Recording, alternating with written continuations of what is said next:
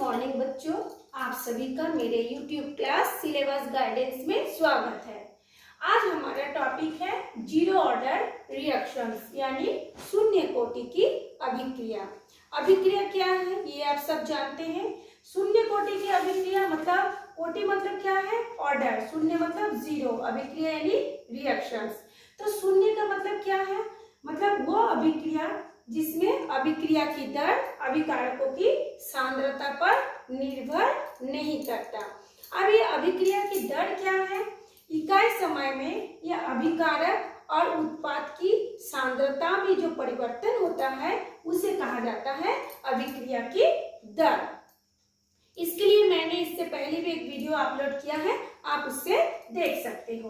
तो चलिए आज हम पढ़ते हैं शून्य कोटि की अभिक्रिया और उसका डेरिवेटिव कैसे होगा। मान लीजिए यहाँ पे एक R लिखा है और उसके बाद लिखा है P। R का मतलब होता है रिएक्टेंट यानी अभिकारक, है ना। P का मतलब होता है प्रोडक्ट यानी उत्पाद। तो एक्चुअली ये जो R है ये अभिकारक की सांद्रता को दर्शाता है। ठीक, तो आप लोग देखिएगा किसी किसी बुक में ये A और B करके भी दिया होगा, P Q करके भी दिया होगा, उससे आपको घबराने की जरूरत नहीं है।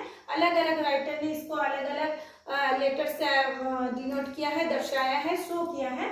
तो हमने इसको क्योंकि रिएक्टेंट R से होता है इसलिए हमने इसको R और प्रोडक्ट P से इसको दर्शाया है। तो चलिए अब हम लोग देखते हैं। क्योंकि ये शून्य कोटि की अभिक्रिया है इसलिए क्योंकि यह अभिकारक की सांद्रता पर निर्भर नहीं करता इसलिए अभिक्रिया की दर क्या होगी, स्थिरांक होगी। स्थिरांक का मतलब क्या है, स्थिर अंक, मतलब जिसका अंक कभी नहीं बदलेगा, है ना। तो इसको बोलते हैं स्थिर अंक माने स्थिरांक। तो चलिए अब हम इसका आगे देखते हैं।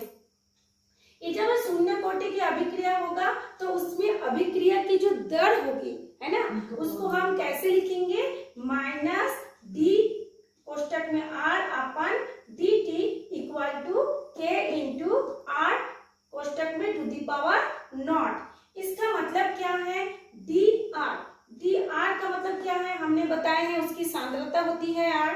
ठीक है, अभिकारक रिएक्टेंट की सांद्रता है। डी का मतलब होता है उसका डिफरेंस, डिफरेंस से आता है डी, यानी उसकी जो सांद्रता कम होगी, कितनी कम होगी, क्योंकि वो कम बहुत अंतर बहुत कम होता है। यानी जब ये सांद्रता है, जब वो प्रोडक्ट बनता है तो इसकी सांद्रता में बहुत कम अंतर होता है, कम डिफरेंस होता है, इसलिए इसको बोला जाता है डी। और माइनस का मतलब होता है इसकी सांद्रता धीरे धीरे घट करके प्रोडक्ट में बदल जाएगा, इसलिए इसकी सांद्रता घट रही है इसलिए इसमें हो गया माइनस। फिर से मैं रिपीट कर रही हूँ, डी का मतलब होता है डिफरेंस। जब बहुत कम अंतर होता है, कम डिफरेंस होता है, तब उसको स्मॉल डी से डिनोट करते हैं। और ये होता है इसके आर है उसकी सांद्रता, यानी बहुत कम सांद्रता में अंतर, सांद्रता में अंतर बहुत कम हो रहा है इसलिए डी हो रहा है। अब क्योंकि आर की सांद्रता घट रही है इसलिए इसको हमने माइनस बताया। ठीक, और ये डी टी का मतलब क्या है, टी का मतलब होता है समय, यानी कितने समय पे कितनी सांद्रता कम हो रही है। और ये क्योंकि इसमें समय का भी अंतर बहुत कम होता है इसलिए इसको डी टी बताया गया है। तो minus d r upon d T, यानी कितनी कम समय पे कितनी सांद्रता उसका घट रहा है ना, यानी उसके अंतर हो रहा है। तो इक्वल टू हम लोग क्या लिखे हैं, k to the power into r to the power not. ये जो आर है, ये जो कोष्टक है, ये है आपका द्रव्य अनुपाती क्रिया के अनुसार इसको ऐसे कोष्टक में लिखा जाता है। और इसका स्थिरांक, क्योंकि इसका जो शून्य कोटि की अभिक्रिया है इसका दर स्थिरांक होते हैं इसलिए हमने इसे यहाँ पे क्या कर दिए हैं, जीरो लिख दिए हैं। देखिए यहाँ पे जीरो है। ठीक, इसको आप लोग यदि ऐसा ना लिखना चाहे, मान लीजिए आपको ये ऐसा नहीं लिखना है, आपको जैसे सांद्रता में परिवर्तन हो रहा है वैसे लिखना है तो आप वैसे भी लिख सकते हैं। देखिए मैंने यहाँ पे एक वो आपको अंडरलाइन करके बताया है, ये देखिए, आप चाहे तो इसको ऐसे भी लिख सकते हैं। कैसे लिख सकते हैं, dx हमने क्या बताया, पहले माना कि पहले इसकी सांद्रता कितनी थी, जो अभिकारक है रिएक्टेंट है उसकी सांद्रता थी, पहले मान लेते हैं x, फिर उसकी सांद्रता t समय के बाद, ये देखिए यहाँ पे t लिखा है, t समय के बाद उसकी सांद्रता घट करके क्या हो गई, a माइनस एक्स हो गई। नहीं सॉरी, शुरू में इसकी सांद्रता था a, बाद में उसकी सांद्रता हो गई a माइनस एक्स। तो यानी शुरू में उसकी सांद्रता क्या थी, a, तो कुछ देर के बाद उसकी सांद्रता क्या हो गई, a माइनस एक्स हो गई।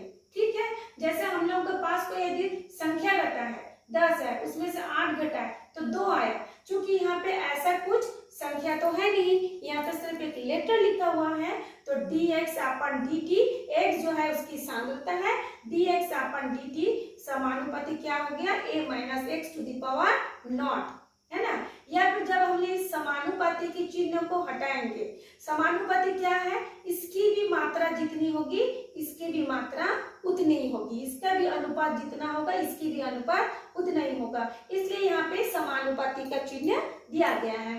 अब समानुपाती जब रहता है तब हम किसी चीज को निर्धारण करना मुश्किल होता है, नहीं कर सकते, इसलिए उस जगह पे हम लोग को किसी चीज को समान करके मान लेना पड़ता है। यानी यहाँ पे हम लोग के लिखे हैं, के लिखने के बाद इस समानुपाती का चिन्ह हट गया और यहाँ पे बराबर का चिन्ह आ गया, मतलब ये बराबर ये स्थिर हो गया। ठीक है, यहाँ पे हम लोग के नॉट लिखे हैं, यहाँ पे के लिखे हैं, ये क्या होता है, वेग का कांस्टेंट है।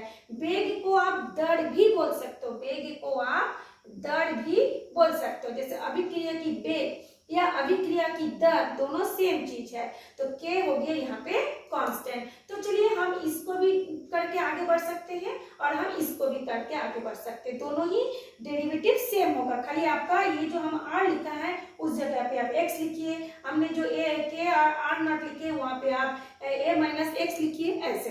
तो चलिए हम शुरू की जो अभिक्रिया थी उसी से हम आगे बढ़ते हैं। देखो इसके बाद मान लीजिए अभी ये नहीं है, इसके बाद वाला स्टेप यहाँ पे आ गया, क्या था, minus d r upon d t, minus d r upon d T.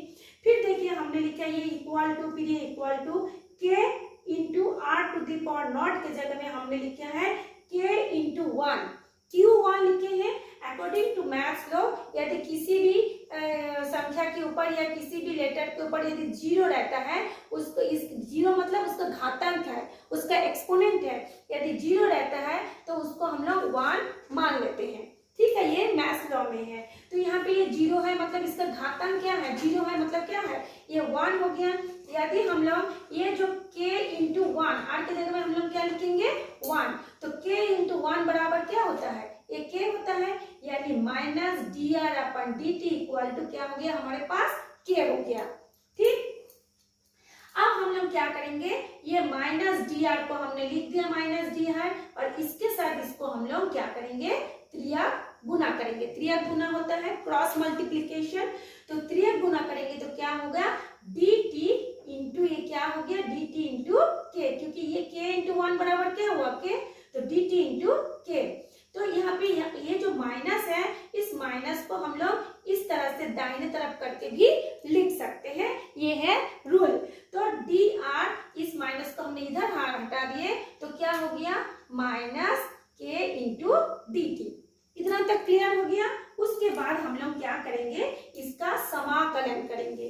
समाकलन किसका किसका करेंगे, ये इसका और ये जो है ना, ये इसका और इसका हम लोग समाकलन करेंगे, इसका और इसका। इतना तक तो हमारा हो गया। समाकलन का मतलब होता है समान आकलन, माने बराबर किसी को एनालिसिस करना, उसको बोलते हैं समाकलन। इसको और बोलते हैं इंटीग्रेशन। ठीक है, जैसे ये था डिफरेंशिएशन, ये हो गया इंटीग्रेशन। तो समाकलन करने के लिए दोनों साइड को हम समाकलन करेंगे, इसको और इसको, ये बराबर साइड के इधर और इधर।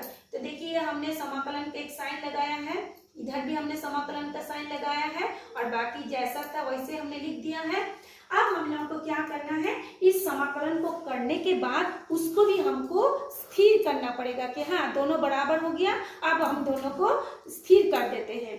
तो स्थिर करने के लिए फिर हम क्या करेंगे, ये जो समाकलन का चिन्ह है उसको हटाएंगे, खाली हम लोग क्या लिखेंगे, डी भी हट जाएगा, ये डी भी हट जाएगा, दोनों साइड में डी है, ये भी हट जाएगा। सिर्फ हमारे पास ये जो कोष्टक आर है, ये जो द्रव्य अनुपातिक क्रिया के नियम के अनुसार ये जो कोष्टक आर है, आर इक्वल टू माइनस के, डी हट गया तो टी हो गया। लेकिन ये सारी चीज जब हम हटाएंगे, जिस तरह से यहाँ पे समानुपाती को हटा के के लाए थे, यहाँ पर भी इन सारी चीजों को हटाने के बाद हम लोग यहाँ पे क्या करेंगे, प्लस सी करेंगे, है ना। तो किसी बुक में देखिएगा ये कुछ सी के जगह में कुछ संख्या भी रहता है, कभी कुछ अल्फाबेट भी रहता है, लेटर भी रहता है, तो अलग अलग बुक में अलग अलग लिखा हुआ है राइटर के अकॉर्डिंग। तो आप लोग इसमें घबराइएगा मत, मैंने इसमें सी लिखा कि सी जो होता है इंटीग्रेशन कंसंट्रेशन। मैंने सी इसलिए लिखा है क्योंकि सी से कंसंट्रेशन नहीं कांस्टेंट होता है, इसलिए हमने उसमें सी लिखा। तो सी इक्वल टू हो गया इंटीग्रेशन कांस्टेंट। ठीक, अब सवाल आता है, ठीक है हम इस आर का वैल्यू तो निकाल लेंगे, लेकिन इस सी का वैल्यू हम कहाँ से निकालेंगे। यदि हम किसी अभिक्रिया की दर को ज्ञात करना चाहे, उसकी वैल्यू को निकालना चाहे, तो ये सी को हम कहाँ से निकालेंगे। तो ये जो सी होगी, सी की जो वैल्यू होगी प्रारंभिक सांद्रता से ज्ञात कर सकते हैं। प्रारंभिक सांद्रता किसका था, ये आर था, इससे हम लोग इस सी की वैल्यू को निकाल सकते हैं।